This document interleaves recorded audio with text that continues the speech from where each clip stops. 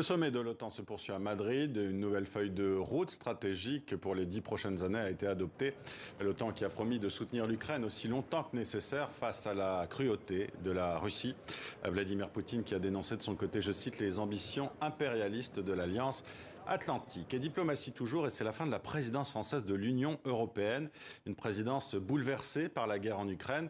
Demain, la France passera la main à la Tchéquie. On va rejoindre Paul Germain à Bruxelles. Paul, quel bilan peut-on tirer de ces 6 mois de présidence française ?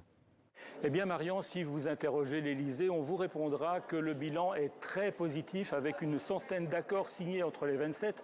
Mais je devine que vous n'allez pas vous contenter de cet avis. Alors disons que la plupart des observateurs plus neutres reconnaissent que l'Union européenne a évolué d'une manière tout à fait inédite au cours de ces 6 derniers mois. Certains diront que c'est la guerre en Ukraine qui a fait avancer l'Europe, mais c'est quand même la France qui a coordonné tout ça. Alors dans tout ça, il y a bien sûr l'Europe de la défense, c'était une priorité pour Emmanuel Macron.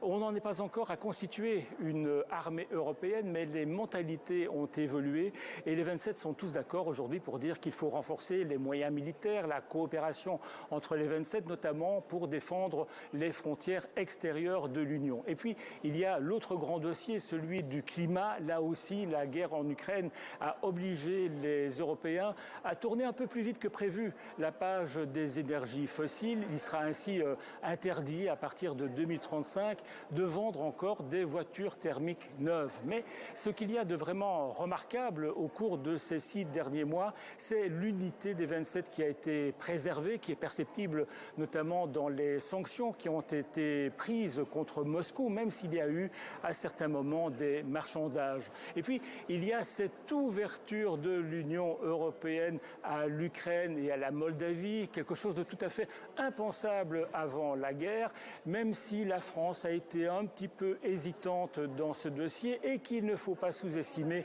le rôle, le lobbying d'une certaine Ursula von der Leyen en la matière.